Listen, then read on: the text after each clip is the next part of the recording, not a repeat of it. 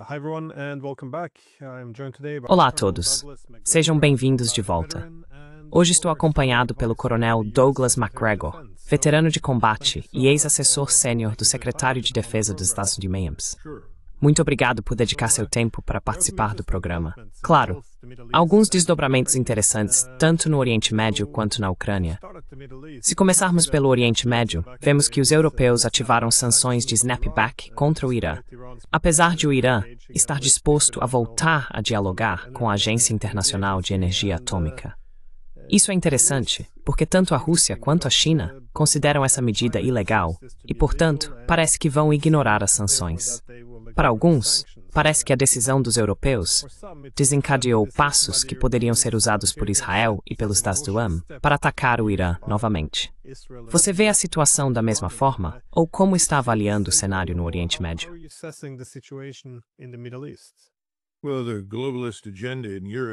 Bem, a agenda globalista na Europa está conectada tanto à guerra na Ucrânia contra a Rússia, quanto à guerra no Oriente Médio contra o Irã. E, francamente, por implicação, quase todo mundo na região, além da Rússia e de forma mais distante a China. Então parece que estamos nos preparando para algum tipo de confronto. E no Oriente Médio acho que isso vai acontecer. Você verá o início de alguma guerra entre Israel e Irã e, eventualmente, isso vai nos envolver. Agora, para onde isso vai? Como isso vai terminar? Ainda é cedo para saber.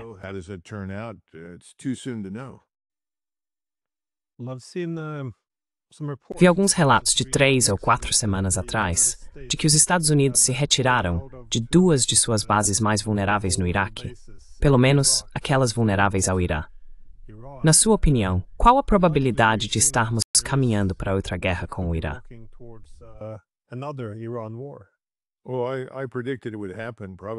Bem, eu previ que isso aconteceria provavelmente no final de setembro ou início de outubro. Pode demorar um pouco mais para acontecer, mas acho que estamos nesse caminho. Veja, se você é o Netanyahu, seu cálculo é o seguinte. Neste momento, ele tem controle absolutamente indiscutível sobre os Estados Unidos, o Congresso, a Casa Branca e, por extensão, os estabelecimentos militares e de inteligência americanos. Agora, por quanto tempo isso vai durar, provavelmente está na cabeça dele. Israel e o lobby israelense não conquistaram a simpatia do povo americano. Há várias outras coisas acontecendo dentro dos Estados Unidos que têm preocupado profundamente e, em muitos casos, irritado os americanos.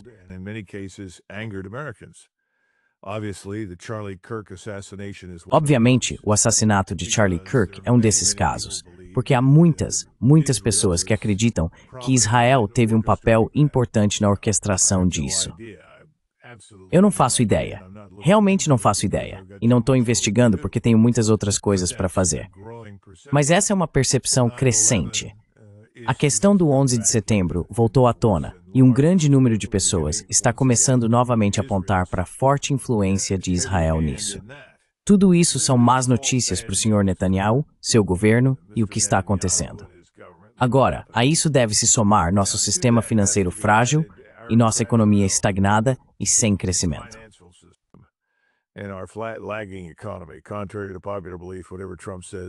Ao contrário do que muitos pensam, independentemente do que Trump diga, não estamos indo de vento em popa e a economia não está decolando. E nossa situação financeira é muito frágil. Então, se você é o Sr. Netanyahu, pode muito bem aproveitar a oportunidade que tem agora, que é usar os Estados Unidos como fonte do seu poder militar e atacar seu principal adversário, que na visão deles é o Irã. Agora, o problema com isso é que há outros desdobramentos, e você está familiarizado com isso. Você conhece o Pacto de Defesa Mútua Estratégica entre a Arábia Saudita e Paquistão. Isso não é exatamente uma novidade como se poderia pensar. Os paquistaneses têm uma relação de longa data com os sauditas.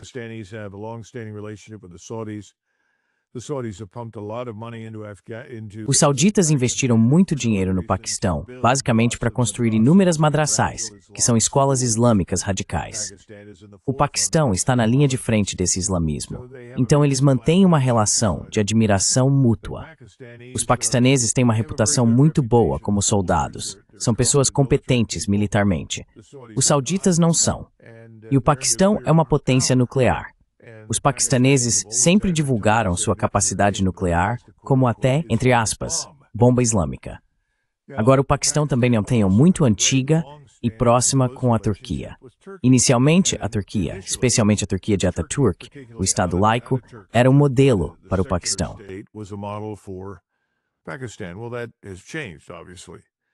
Bem, isso mudou, obviamente. E hoje a Turquia é muito mais islamista, e suas relações se tornaram mais próximas.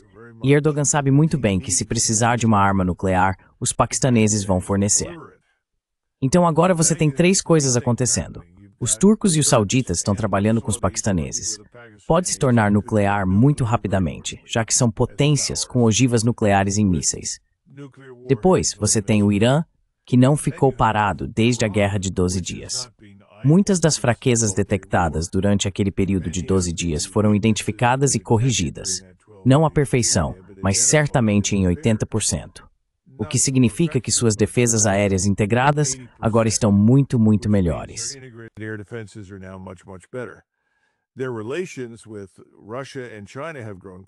As relações deles com a Rússia e a China se tornaram mais próximas.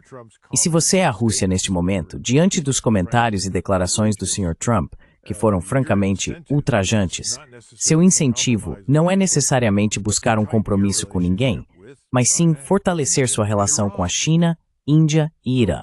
Então todas essas forças estão atuando contra o Sr. Netanyahu. Vimos exercícios chineses com os egípcios. Agora temos turcos e egípcios conversando e cooperando. Isso também é muito perigoso para Israel, porque eles sempre puderam considerar sua frente egípcia como relativamente segura. Não é mais. Agora, isso é culpa deles, porque pretendiam abrir a fronteira e empurrar todos os palestinos para o deserto do Sinai. E os egípcios não vão aceitar isso.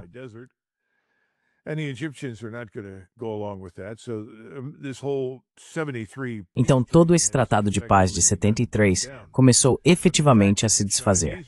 Mas o fato de os chineses estarem cooperando de perto com os egípcios sugere que não vai demorar para que mísseis balísticos táticos de última geração e mísseis de cruzeiro apareçam no Egito, que poderiam ser lançados contra Israel. Assim, Israel se vê cercado. O que fazer? Atacar. E a quem atacar? Atacar o maior e mais perigoso adversário. E para eles, esse adversário é o Irã. Portanto, acredito que uma guerra com o Irã é inevitável. A questão é, quem mais vai se envolver agora, considerando todos os relacionamentos que acabei de descrever? Nem falamos ainda das implicações financeiras e econômicas, porque os chineses, como você sabe, fazem grandes negócios com os sauditas e os Emirados em petróleo e gás, assim como com o Irã. As well as with the Iran. So the Chinese are now going to establish a quote-unquote. Então os chineses agora vão estabelecer um cofre de ouro, digamos, multijurisdicional em Riad, junto com outro cofre de ouro multijurisdicional em Hong Kong. Agora, isso é separado e vai além da Bolsa de Ouro de Xangai. O objetivo disso é facilitar o comércio internacional respaldado por ouro. Então, se você vai vender ou comprar algo dos sauditas, digamos que os sauditas vão vender petróleo e gás para os chineses, eles vão fazer esse negócio em yuan. E o yuan é imediatamente lastreado em ouro. Assim, dentro daquele depósito de ouro que fica em Riad, uma certa quantidade de ouro é então transferida para o lado saudita do depósito. Quando o negócio acontece, e quando os sauditas compram mísseis de última geração, radares e outros equipamentos dos chineses, o ouro é transferido para o lado chinês do depósito.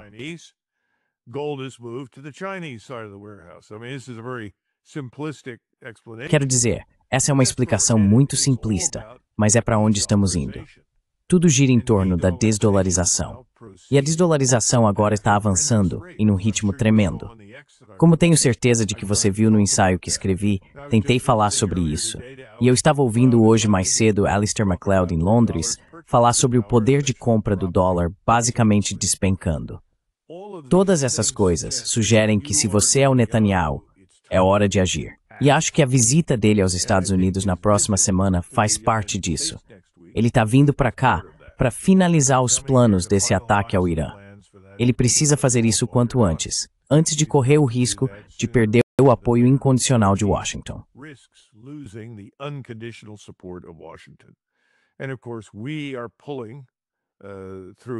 E, claro, estamos envolvendo os banqueiros de Nova York, da City de Londres e os europeus na luta ao lado de Israel conosco. Agora, o que isso significa? Provavelmente não muito, mas sugere que o que você mencionou no início sobre os europeus é preciso. Agora, a peça final de tudo isso é como isso se relaciona com a Ucrânia.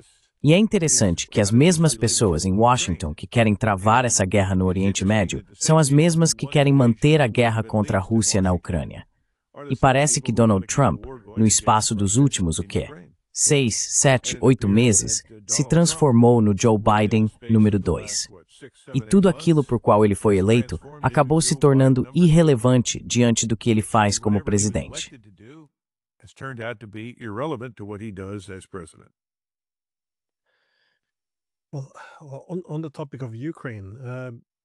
Bem, sobre o tema da Ucrânia, parece haver agora um risco crescente de uma guerra direta entre os europeus e a Rússia.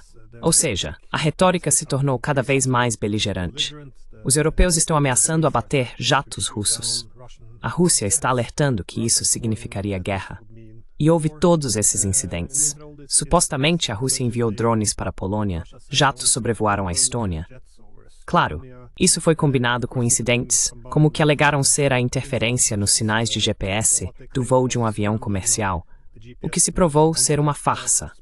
Uma farsa que a mídia tratou com bastante entusiasmo, como se fosse a prova definitiva. Mas, de qualquer forma, toda essa ânsia de ver ou provar qualquer beligerância russa já é, por si só, um indicador muito preocupante. Como você vê essas tensões crescentes? Eu disse europeus e Rússia, porque os americanos parecem querer ficar de fora dessa vez.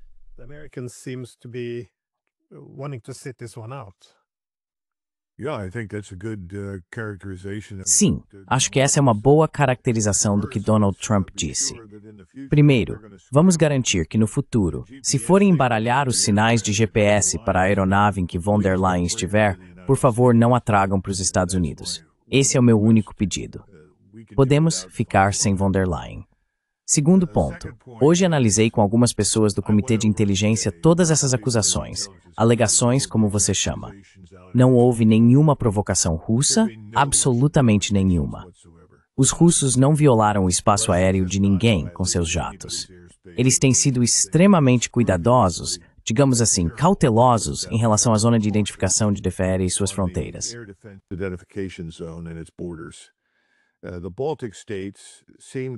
Os estados bálticos parecem ter um interesse permanente em arrastar os Estados Unidos para uma guerra em seu favor contra a Rússia. E esse foi o comentário que ficou muito claro. Os poloneses parecem estar no mesmo negócio. Esses 19 drones, vários dos quais foram recuperados e dos quais foi possível retirar o cartão SIM, tinham cartões SIM poloneses ou suecos. Eles nem eram russos. Então a suposição é que isso foi uma farsa criada na Ucrânia, ou seja, uma operação de bandeira falsa. Agora, imagino que os poloneses estavam envolvidos porque o ministro das Relações Exteriores da Polônia foi rápido em fazer todas essas ameaças ridículas contra os russos com base em uma suposta violação que nunca aconteceu. Mas Sikorsky é casado com Annie Applebaum, e ela é uma membra declarada desse grupo da agenda globalista.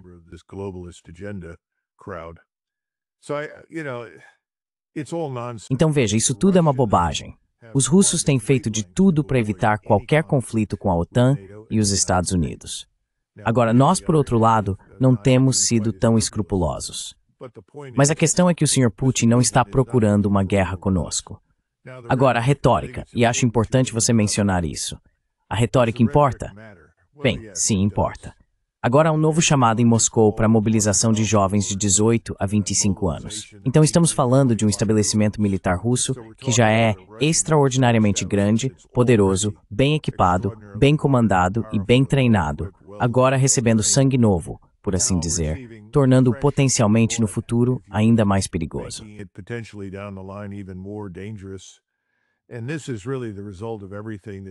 E isso é realmente o resultado de tudo que nós, em Washington, e nossos amigos em Londres, pressionamos sobre a Europa. Criamos exatamente aquilo que dissemos que não queríamos. O estabelecimento militar russo que existe hoje, e que é muito formidável, não existia há 3 anos e meio, como você sabe. Agora existe. É muito real. Mas precisamos olhar para o que o presidente Trump disse. É muito interessante. Parece que o presidente Trump abdicou de sua liderança da OTAN para, entre aspas, outros. Ele basicamente disse, bem, venderemos o que vocês quiserem. Podem fazer com isso o que acharem melhor. You can do with it as you see fit. That's your show. Esse é o seu espetáculo, e nós vamos basicamente ficar de fora. Bem, há alguns problemas com isso. Em primeiro lugar, não sei quanto dinheiro os europeus têm para gastar. Eles podem não conseguir pagar pelo que estamos enviando para eles. Em segundo lugar, nossos estoques de mísseis, radares e outras coisas estão baixos. Nossas linhas de produção não são como as da Rússia. Elas não funcionam 24 horas por dia, 7 dias por semana, em uma enorme base industrial dedicada ao poder militar. Então, não tenho certeza do que tudo isso significa no curto prazo. Pode não significar muita coisa, mas os globalistas absolutamente precisam manter isso em andamento.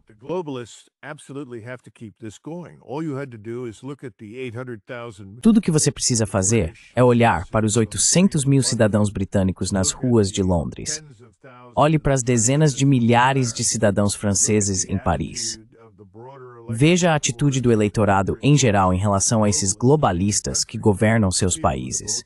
Pessoas que abriram as fronteiras, pessoas que querem mudar as leis, que estão fazendo tudo ao seu alcance para castigar e oprimir suas populações nativas em favor de estrangeiros, e para efetivamente destruir a cultura nacional e a identidade nacional. Essa é a grande agenda globalista. Se você ouvir Hariri, que é o sacerdote da alta igreja do globalismo, isso fica muito claro. Costumávamos chamar isso de bolchevismo.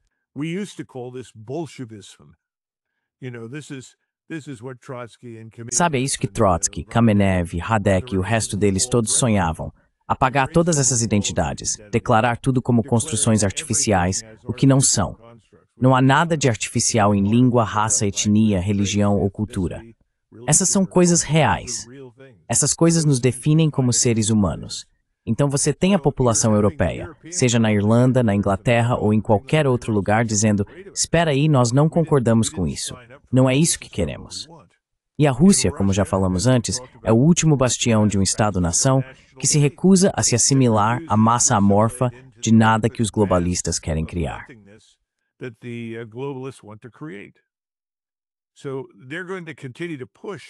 Então, eles vão continuar a pressionar por confronto, seja verbal ou de outra forma. Mas o meu ponto é que neste momento eles não têm nada a oferecer na luta. Os exércitos liliputianos da Europa Ocidental não são páreo para os russos. A ideia de colocá-los em solo na Ucrânia Ocidental é absurda. Eles não conseguem se sustentar por 100 quilômetros, e os russos vão mirá-los e destruí-los se fizerem isso. Então, acho que a maioria dessas ameaças é apenas bobagem. Isso é feito para aumentar a moral, criar a ilusão de que a Rússia é uma ameaça, o que não é, e tentar desviar e distrair as pessoas do que está acontecendo em seus próprios países, porque o inimigo que os europeus têm está dentro de suas fronteiras. Não é a Rússia.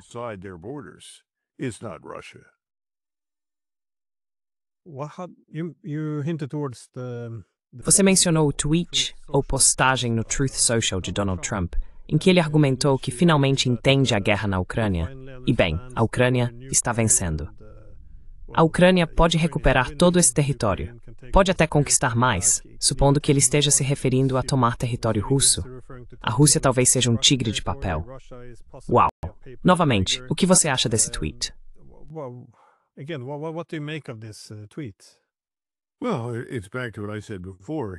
Bem, é como eu disse antes. Ele não vai entrar em conflito com os europeus sobre se isso é verdade ou não. Obviamente, tudo isso é falso. A guerra está praticamente vencida no terreno na Ucrânia. Não há dúvida quanto a isso. Os russos é que estão demonstrando contenção. Eles realmente não querem atravessar aquele rio. Mas eu acho que eles vão tomar Odessa em breve.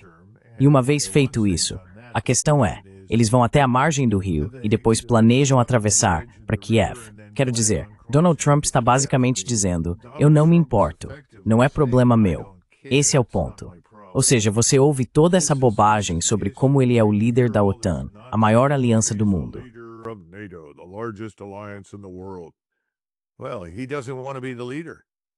Bem, ele não quer ser o líder. Ele deixou isso muito claro. Agora, o primeiro-ministro Orbán falou nos últimos dias. Ele fez um discurso muito interessante em Budapeste e disse que os europeus precisam estar preparados para ir a Moscou. É para lá que você tem que ir se quiser acabar com essa guerra.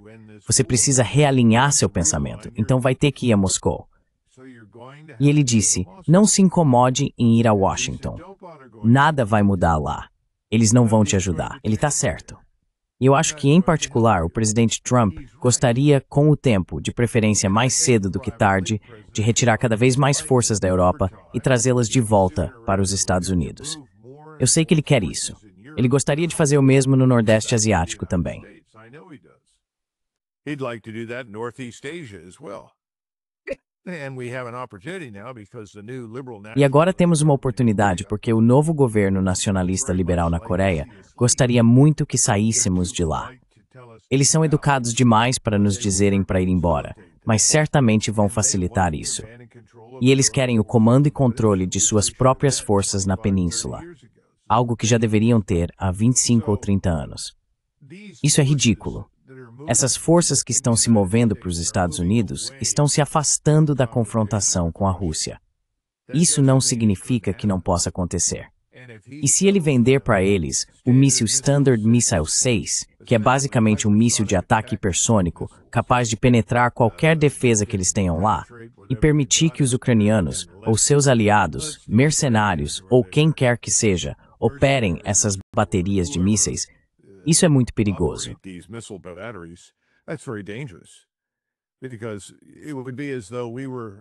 Porque seria como se estivéssemos permitindo que os chineses, por exemplo, instalassem baterias de mísseis no México e lançassem contra Phoenix, no Arizona, ou Dallas, no Texas. Não, sabe, isso é um absurdo.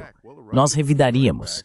Bem, os russos vão revidar se essa loucura continuar, se tentarem atacar Ryazan, ou Kazan, ou qualquer uma das várias cidades na Rússia.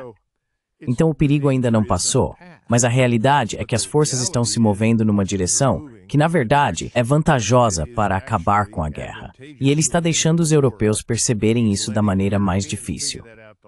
Então talvez uma coalizão de dispostos eventualmente surja na Europa, e ela precisa incluir a Alemanha para ser viável. E irá até Moscou para pôr fim à guerra. Mas neste momento parece bom?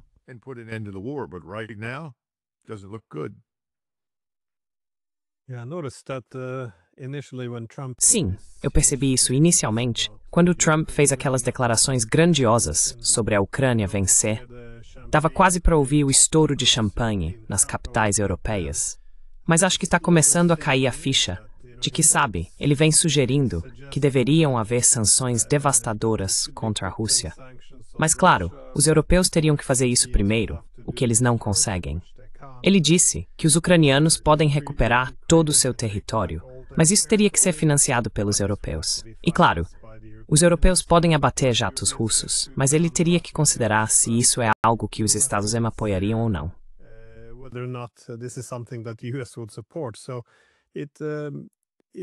Então, sabe, eu disse isso ontem no programa do Juiz Napolitano, que acho que os europeus logo perceberão que esse apoio não era tão grande quanto pensavam inicialmente.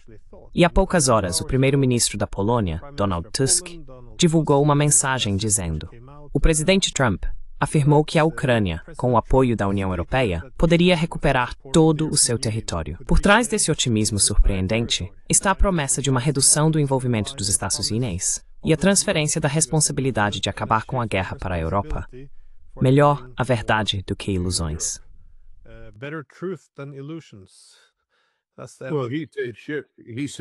Bem, ele disse mudança.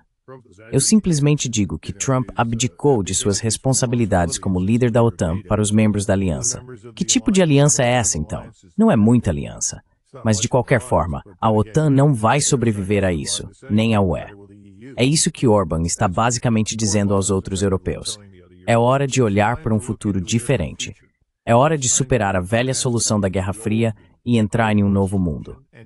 E eu acho que eles podem fazer isso. Mas sabe, se os poloneses, vão impedir qualquer transporte de mercadorias do Nordeste da Ásia por ferrovia através do projeto Um Cinturão, uma rota, isso não vai ajudar em nada. Tudo que os europeus vão acabar fazendo é se isolando cada vez mais de tudo. Nos Estados Unidos, sabe, não conseguimos desvalorizar nossa moeda rápido o suficiente. Quanto tempo isso ainda pode durar? Ninguém sabe.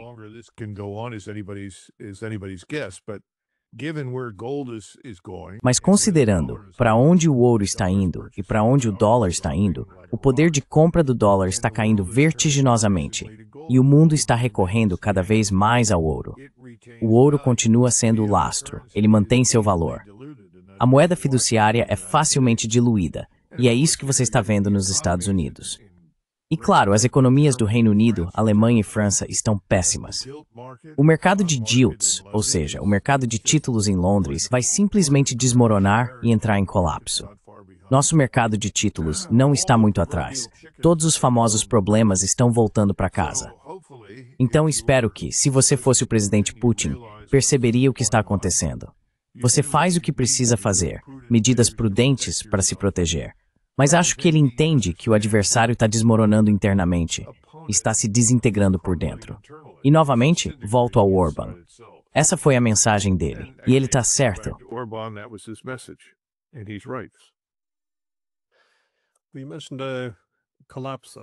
Você mencionou o colapso da OTAN e da União Europeia. Você acha que isso será um fator muito desencadeante? Que o Trump agora, bem, eu acho, entrega toda a responsabilidade para os europeus? Porque eu sei que nós já conversamos sobre isso antes. Que o Trump vem se preparando para entregar toda essa confusão para a Europa, para que eles assumam a responsabilidade. Mas normalmente você não entrega a responsabilidade se acha que está ganhando. Então, você acha que o gatilho, para começar, eu diria a dissolução gradual da OTAN?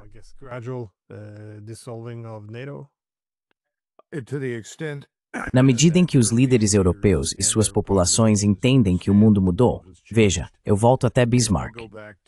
Ele analisava as alianças e alertava contra a dependência excessiva delas, dizendo que as questões críticas, vida e morte, guerra e paz, precisam ser decididas em nível nacional. A Alemanha deve ser forte para lidar com essas questões. Não pode se tornar dependente dos outros. Todos nós sabemos como as coisas terminaram depois que ele deixou o cargo.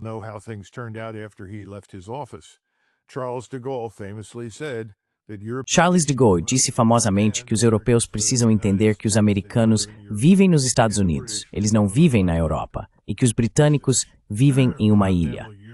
A Europa continental, vocês precisam cuidar de si mesmos. Vocês precisam traçar seu próprio caminho para o futuro. Todas essas coisas estão acontecendo. E esse é o argumento do Orbán. Orbán e outros como ele, Fico e outros, vão vencer esse argumento. Eles vão sair por cima. O problema para todos esses estados, porém, ainda é financeiro e econômico. E eu não sei como isso vai se desenrolar na Grã-Bretanha, França ou Alemanha. Suspeito que eles estejam em um caminho semelhante ao nosso, o que é muito assustador.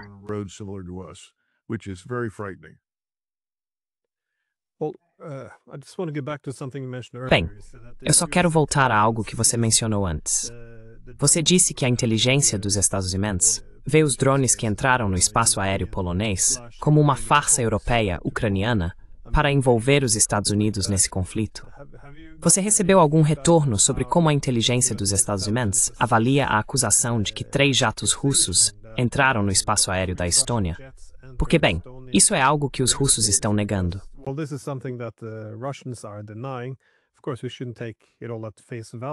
Claro, não devemos aceitar tudo ao pé da letra, mas realmente parece muito estranho, porque alguns dias antes, bem, não alguns dias, mas no final de agosto, vimos uma reportagem da Reuters dizendo que os americanos haviam informado aos europeus que iriam reduzir sua presença militar nos Bálticos, algo que os russos receberiam de bom grado. E aparentemente, a única coisa que impediria isso seria se os russos aumentassem suas agressões. E de repente, jatos aparecem no espaço aéreo da Estônia. Não estou dizendo que necessariamente seja uma farsa estoniana, mas com certeza não parece ser do interesse da Rússia que isso aconteça neste momento. Vence, isso aí dá certo. É tua Earth, isso é mentiu. Isso foi verificado. Well, that's what I'm told. Yeah. My sources have been very straightforward. Bem, é isso que me dizem. Sim, minhas fontes foram muito claras sobre isso. Eles não entraram deliberadamente no espaço aéreo da Estônia. Novamente, você pode voar ao longo da zona de identificação de defesa aérea. Mas, como você destacou, sempre é preciso fazer a pergunta: cui bono? Quem se beneficia? Há algum benefício para os russos em impedir que a aliança se autodestrua? Nenhum. Deixe que se autodestruam. Mas os estonianos, a região litorânea do Báltico, sempre foi um problema. Quando a Alemanha foi finalmente unificada em um só estado em 1871, havia um grande lobby em Berlim, argumentando que o exército alemão precisava marchar para o leste para, entre aspas, libertar os estados bálticos do czar.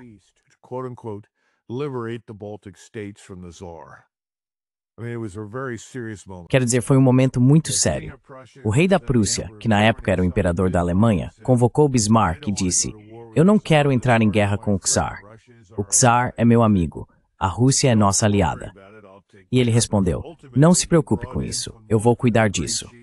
No final, ele trouxe von Moltke, o grande chefe do novo Estado-Maior-Geral alemão, e ambos fizeram apresentações ao Reichstag. Esses discursos foram muito bons. E Moltke disse: "Olhem, antes de tudo, expôs-nos Bálticos maltratadas pelos russos. O czar tem sido muito tolerante e indulgente."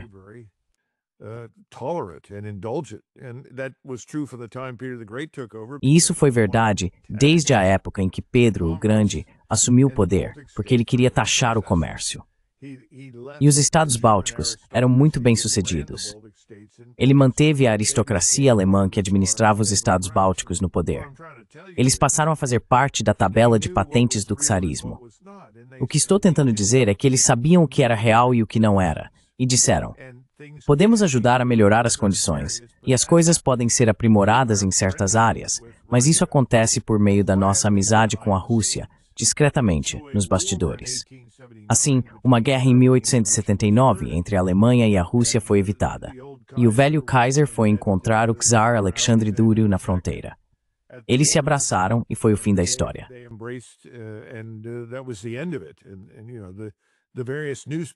E você sabe, vários jornais estavam publicando todo esse absurdo inflamado, tanto em Moscou quanto em Berlim, e basicamente foram orientados a parar. Então, quando chegamos a 1914, a democratização já havia avançado e se tornou mais difícil conter essas coisas. Os monarcas já não tinham o poder que tinham 50 anos antes. Mas o meu ponto é: precisamos conversar com essas pessoas nos Bálticos. São pessoas boas, tenho grande consideração por elas, já vi e trabalhei com elas. E dizer: olha, é hora de parar com esse absurdo. Vocês precisam se dar bem com seus vizinhos. Isso não significa que vocês devem se submeter e fingir que estão mortos. Ninguém está pedindo isso. Mas não provoquem os russos desnecessariamente.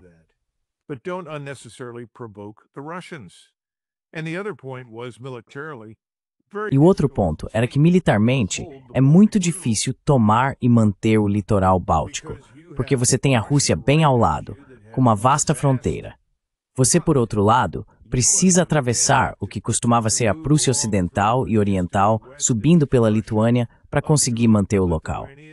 Não é fácil. Militarmente é uma proposta muito difícil. Ninguém quer dizer isso, mas é verdade. Você precisa se dar bem com seu vizinho. Precisamos dizer o mesmo aos poloneses. Quando a Polônia foi admitida na OTAN, muitas pessoas no quartel-general da SHAPE, onde eu trabalhava, gostavam muito dos poloneses. Mas estávamos preocupados por causa dessa hostilidade incessante em relação à Rússia. Então, estamos convidando alguém para a aliança que pode se tornar um catalisador para uma guerra com a Rússia.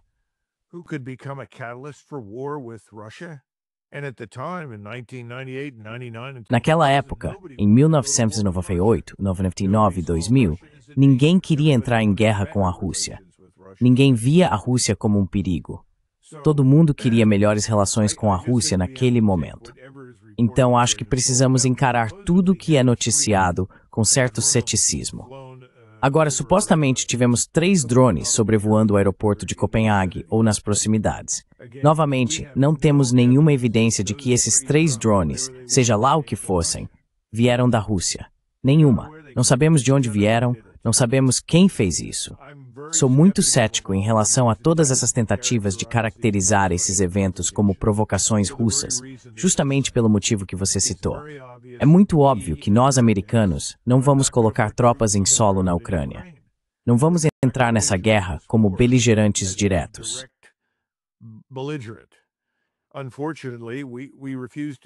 Infelizmente, nos recusamos a simplesmente agir com o mínimo de caráter e dizer, isso precisa parar. Se eu fosse o presidente Trump, junto com meus aliados, sentaríamos e montaríamos uma contraproposta séria depois de revisar todos os acordos de segurança russos que foram propostos em dezembro de 2021. Nunca fizemos isso. Nunca ouvimos os russos. Esse é o maior problema. Essa foi a mensagem do presidente Putin ao embaixador McFaul quando ele chegou. Depois de ouvir a retórica de sempre de McFaul, ele se aproximou e disse, o problema com vocês é que não escutam. Continuamos sem ouvir. Então, em vez de escutar, mantemos a ficção de que algo bom aconteceu, porque quanto dinheiro já desperdiçamos com essa perspectiva, essa bobagem na Ucrânia.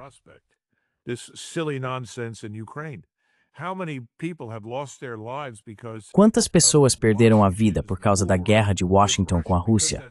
Porque é disso que se trata.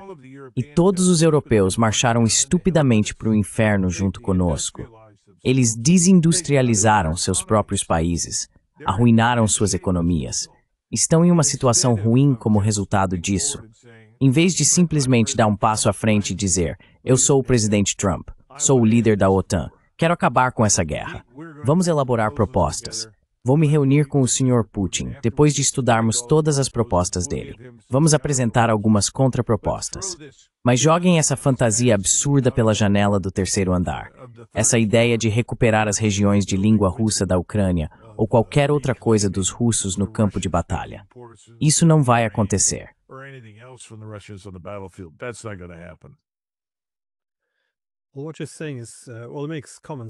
Bem, o que você está dizendo faz sentido comum. Minha preocupação é que o bom senso realmente não prevaleceu muito nos últimos anos. Quero dizer, estamos em uma situação com a OTAN em que ficamos sem dinheiro, sem armas, estamos ficando sem soldados ucranianos, e agora vemos que os americanos estão efetivamente, embora de forma encoberta, anunciando que estão se retirando, que isso terá que ser responsabilidade da Europa e problema da Europa. E a cada dia, o acordo piora. Veremos mais perdas territoriais. O melhor que parece que podemos esperar é que consigamos fazer a Ucrânia perder mais devagar. Mas isso, é claro, significa perder mais homens, o que coloca em risco toda a nação, já que eles não conseguem se recuperar.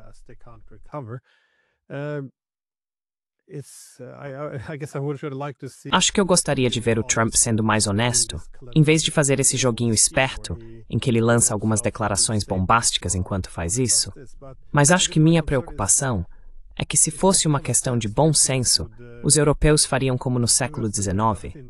Sentariam e chegariam a um acordo mutuamente benéfico, em vez de continuar com essa autossabotagem e a destruição da Ucrânia. Mas há um pânico na Europa que está gerando muita estupidez. Como você explica isso? O fato de que os europeus ainda estão seguindo em frente, se apegando a essas afirmações do Trump de que ainda podemos vencer e de que a Rússia está perdida e derrotada?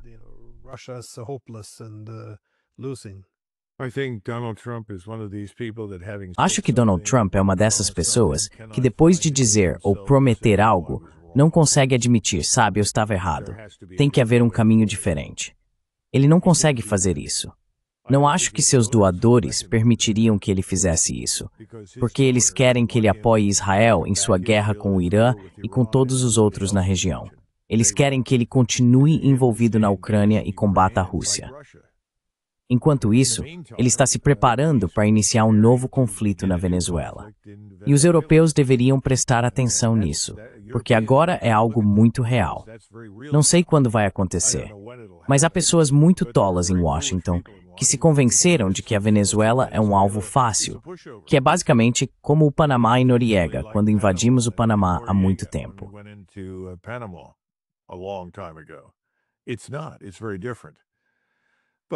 Não é.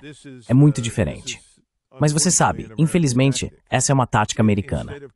Em vez de encarar a realidade do erro cometido e garantir que não o repitam, eles vão e cometem outro erro em outro lugar e mudam de assunto. Desde o início, os europeus me perguntaram: se você estiver certo e os russos vencerem, isso foi há 3 anos, vencerem essa guerra e a aliança da OTAN efetivamente desmoronar, o que eu previ em janeiro de 2022. Então, o que você acha que os americanos farão? Eu disse, eles vão fazer o que fizeram depois do Vietnã, mudar de assunto. Toda a mídia vai parar de falar sobre isso e vão começar a falar sobre a Venezuela.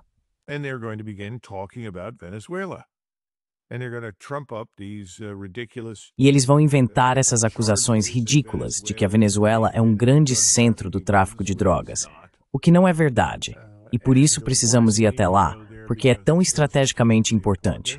E vão começar a falar sobre petróleo, gás e todo esse outro negócio. Mas sabe, você pensaria que já teríamos aprendido há muito tempo que é possível extrair petróleo e gás do solo sem estacionar um tanque em cima. Essa foi a lição do Oriente Médio. E você começou falando sobre retirar as tropas do Iraque. Bem, o Iraque hoje é um aliado de fato do Irã. E quando entramos no Iraque em 2003, um dos pontos levantados foi: faça o que fizer, não ocupe o lugar.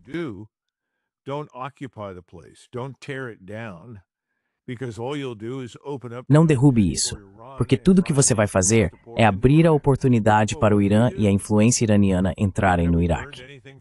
Bem, o que fizemos? E será que aprendemos algo com isso? Recentemente vi algumas imagens de Petraeus, o ex-general 4 estrelas e diretor da CIA, sentado ao lado de Jolani, o ex-membro do ISIS e assassino da Al-Qaeda, que agora comanda pelo menos parte da Síria. E ele está dizendo: somos seus amigos, estamos aliados a você. Sério? Sério? Para mim, isso é incompreensível. Se ele tivesse aparecido e dado um tiro no homem, eu teria entendido. Mas, de repente, ele é nosso amigo. Com o que estamos lidando? Você fala sobre racionalidade.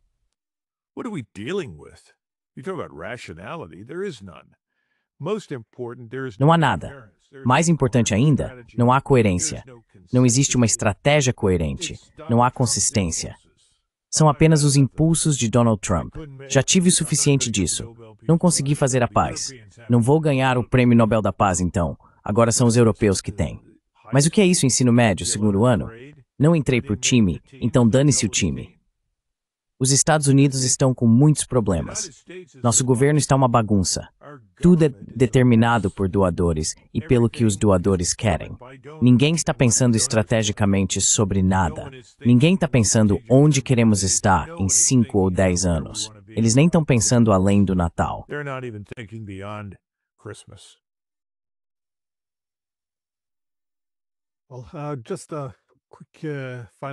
Só uma última pergunta rápida. Você mencionou que a guerra com o Irã agora parece inevitável. Mas você acha que com essas mudanças recentes e as declarações de Trump sobre a Ucrânia, isso nos aproxima mais de uma guerra com a Rússia? Ou isso, na sua opinião, reduz o risco?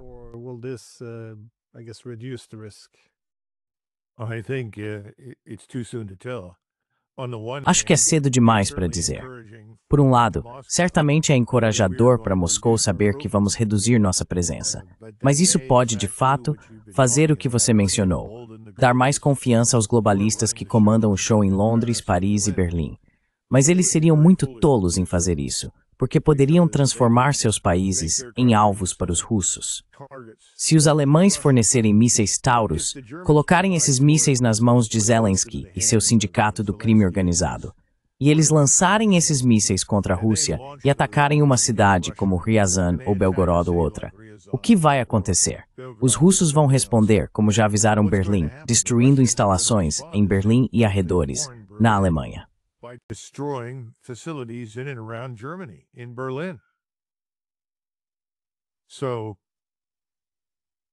Então, o ponto principal é que ainda não acabou. Mas se você está na Rússia, as coisas parecem um pouco melhores do que antes, de certa forma. Você só quer passar por essa próxima fase com esses globalistas tolos e espera que a crise financeira e as crises internas, sociais, políticas e econômicas em seus países desviem a atenção deles, os distraiam ou, em última instância, os tirem do poder. Enquanto isso, Eles vão nos observar muito atentamente enquanto abrimos uma nova frente na Venezuela, o que eu considero uma completa loucura.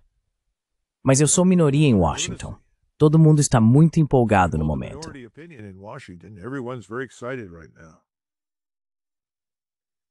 Yeah, it's interesting times. Sim, são tempos interessantes.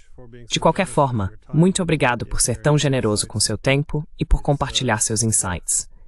Espero que vejamos um pouco de bom senso voltar tanto aos Estados Unidos quanto à Europa, mas não sei. Estou bastante pessimista aqui, assim como você. Então, mais uma vez, obrigado. Quite pessimistic here, like yourself. So, thanks again. Certo. Obrigado, Glenn. Tchau.